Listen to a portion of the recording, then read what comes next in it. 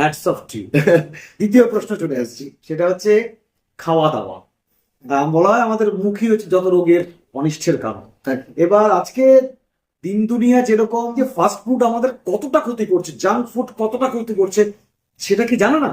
এবং অদ্ভুত বিষয় আমি বলবো, যেহেতু আমি পড়াশোনাটাকে ভালোবাসি তাই বলবো যে ছাত্র ছাত্রীরা সেখানে ভিড় করছে, এটা আমি অবাক। অথচ ওরা লাইফ সায়েন্সে পড়ছে, বায়োলজিতে পড়ছে, যে কি ক্ষতি করছে তারা। এদের বিষয়ে তোমার বার্তা কি? কিছু না, ওই যে একটা কথা তোমাকে বললাম যে প্রত্যেকটার পিছনে একটাই, মানে কি বলবো, সিকোয়েন্স যদি আমি ধরি যে কেন যাচ্ছে, কেন খেতে যাচ্ছে।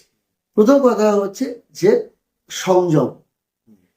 আমার দেখো, লোভ, শুধু আমাদের লোভ যদি বলি, জীব, আমাদের যে ইন্দ্রিয়গুলো রয়েছে, চক্ষু, কর্ণ, নাসিকা, জিহ্বা, ত্বক, এই যে পঞ্চ ইন্দ্রিয় রয়েছে, পঞ্চ ইন্দ্রিয় আমাদের আসক্তি ঘটায়। এই আসক্তিটা মূলত ঘটে যেটা নিষিদ্ধতার পথে। আমাদের এটা কিন্তু মানব, মানে এটা আমাদের হিউম্যান টেন্ডেন্সি, তাই না? যেটা তোমার মনে হয় যে কোনো দিক, দেখো কেউ স্মোক করছে, আকর্ষণ কি করে তৈরি হয়? নিষিদ্ধ, ওটা ওটা আমার খাওয়া উচিত না। নিষিদ্ধ বিষয়ের প্রতি আমাদের আকর্ষণটা আকর্ষণ, বেশি, এটা আমাদের সহজাত প্রবৃত্তি, সহজাত প্রবৃত্তি। ঠিক আছে না? তো ওই জায়গাটাকে কি করে আমি করবো? আমি নিষিদ্ধ, আমি বিভিন্ন রকম মেন করবো, তুই যেটা ইচ্ছে ধরে নাও। একদম ঠিক। খাওয়াও সেরকম, জীবও সেরকম, একটা ইন্দ্রিয় তো। আমাদেরও চোখ, কান, নাক, জিভ, ত্বক, প্রত্যেকটা ইন্দ্রিয় তো। হ্যাঁ, তো এদের তো অনুভূতি রয়েছে না?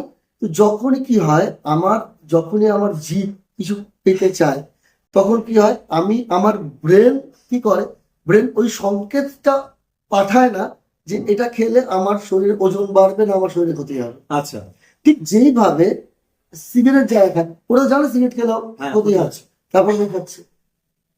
ড্রিঙ্কস করলে ক্ষতি আছে জানে, তারপর তো সে খাচ্ছে।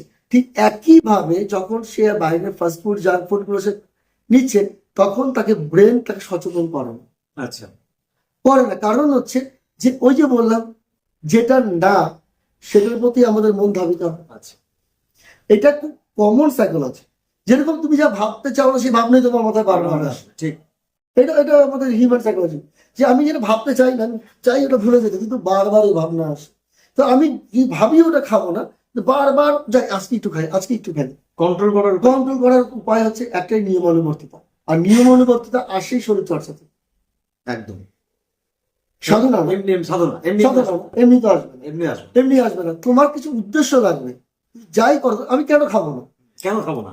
তার পিছনে যুক্তি কি? যুক্তি কি? তো আমি খাবো না এই কারণে খাবো না যে আমি এক্সট্রা ক্যালোরি গেইন করবো না। আমি এক্সট্রা ক্যালোরি গেইন করবো না কারণ তাতে আমার শরীরে ফ্যাট পার্সেন্টেজ বেড়ে যাবে, আমি একটা শার্ট পরলে আমার হয়তো সেটা ফিট করবে না বা কিছু। তো যখনই আমার জীবনে উদ্দেশ্য আসবে, আমি কখন উদ্দেশ্য, যখন আমার একটা উদ্দেশ্য আসবে, আমি ওয়ার্কআউট করবো, আমি যোগা করবো, আমি ভালো থাকতে চাবো, তখনই তো আমি ওটাকে বর্জন করবো, তাই না? তো যতক্ষণ পর্যন্ত না উদ্দেশ্য আসছে আমার সামনে, ততক্ষণ পর্যন্ত তো হবে। দুর্দান্ত অ্যান্সার। আমি মানে সত্যি কথা, আমি অনেকের সঙ্গে কথা বলেছি, হ্যাটস অফ।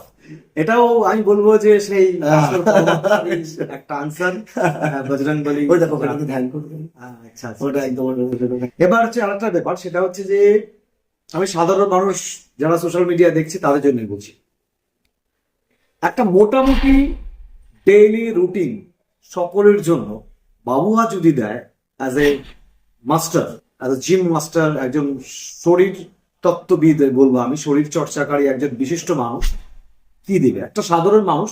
আমি বয়সেরটা বলে দিচ্ছি, বয়স হচ্ছে অ্যাবাভ 40, তার সকাল থেকে রাত অব্দি মোটামুটি একটা টাইম শিডিউল, সে সরকারি চাকরি করে, ধরো না। দেখো, এটা তো দেখো বলে দেওয়া মুশকিল, কারণ এক একজনের মানুষের এক একটা অ্যাভারেজ। অ্যাভারেজ যদি বলি, বেসিক হচ্ছে পর্যাপ্ত ঘুম, যেটা খুব ইম্পর্টেন্ট, পর্যাপ্ত ঘুম। সেকেন্ড হচ্ছে স্ক্রিন টাইম কমানো। স্ক্রিন টাইম কমানো মানে মোবাইল, আচ্ছা, ঠিক আছে? আচ্ছা, এটা আমাদের অনেকখানি মানসিক লোড বাড়িয়ে দেয়। মানে আমি দেখি অনেক, মানে আমি নিজেও দেখি, মানে দেখি না যে তা না, কিন্তু এটা কিন্তু অনেক মনের উপর চাপ তৈরি করে। মারাত্মক ক্ষতি করে দিচ্ছে। হ্যাঁ, এটা যদি আমি স্ক্রিন টাইমটা কমিয়ে দিই, মানে কম্পিউটার বা মোবাইলটা যদি কমিয়ে দিই, হয়তো আমি অনেক সময় বাঁচাতে পারবো নিজের জন্য, ঠিক আছে?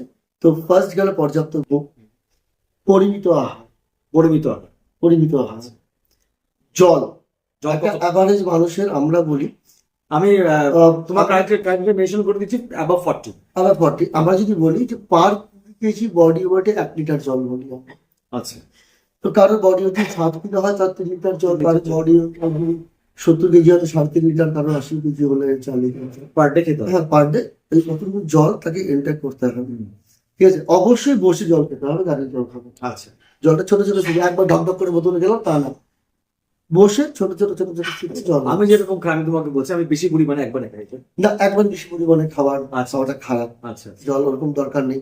তোমার তৃষ্ণা পেলে পিপাসা পেলে তুমি খাবে। আচ্ছা। হ্যাঁ, এক্সেস জল খাওয়াটা আবার ক্ষতি করে। আচ্ছা। আমি একটা অ্যাভারেজ মাপ বললাম, হুম। এভারেজ মাপ, যে মাপটা ফলো করলে আশা করি মানে এটাই ঠিকঠাক। বল, ওজন 20 কেজিতে 1 লিটার জল, এইটা এই রেশিও যদি মেনটেন করি, কিন্তু জলটা আমি কখনোই একবারে খাবো না। আচ্ছা ছোট ছোট ছোট ছোট স্প্যানে ছোট ছোট ছোট ছোট সিপে এবং বসে বসে খাবো। বসে বসে খাবো। যদি আমি আমাকে হাঁটুতে বাঁচতে হয় বা আমার আচ্ছা। অন্যান্য হ্যাজার্ড গুলো থেকে বাঁচতে হয়। গেল ঠিক আছে, এটা হচ্ছে একটা ব্যাপার। দ্বিতীয় কথা হচ্ছে ভাত ভাত বাঙালি ভাত দেখো, তো প্রিয়। বাঙালি ভাত প্রিয়, কিন্তু না, আমি একটা কথা বলি, মানে রাতের বেলায়, কার্বোহাইড্রেট না নেওয়াই ভালো।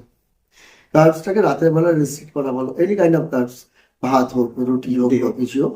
হ্যাঁ, রাতের বেলায় মানে রাতে খাওয়াটাই ঠিক না, রাতে খাওয়াটাই ঠিক না। নেচারকে তুমি দেখো, রাতে অ্যাকচুয়ালি খাওয়াটা ঠিক না, সূর্যাস্তের পরে খেতে না করে সবাই, তবুও আমরা পারবো না, আমাদের এটা আমার হ্যাবিট। আর ন্যাচার বা তোমার রিজনাল ডায়েট বলে শব্দ আছে, রিজনাল ডায়েট। আমরা যে রিজনে বড় হয়েছি, আমি এখানটার থেকে, আমি জলপাইগুড়িতে থাকি, আমি এখান থেকে নিশ্চয়ই আমি রাজস্থানের ডায়েট ফলো করতে না পারবো পারবো না। আমি দিল্লির লোকের সঙ্গে আমি তুলনা করতে পারবো না।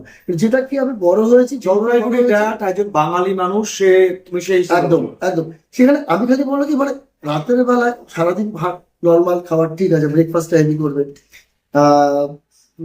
স্প্রাউট টাউট গুলো একটু খেতে বলবো, ছোলা, একটু মুরগি ছোলা এগুলো একটু খাবে, আর ফলটা বেশি করে খেতে বলি, ফলটা খাবে। আর রাতের বেলা মেনলি আমি বলি, রাতের দিকে যতটা সম্ভব কার্বোহাইড্রেটকে অ্যাভয়েড করতে।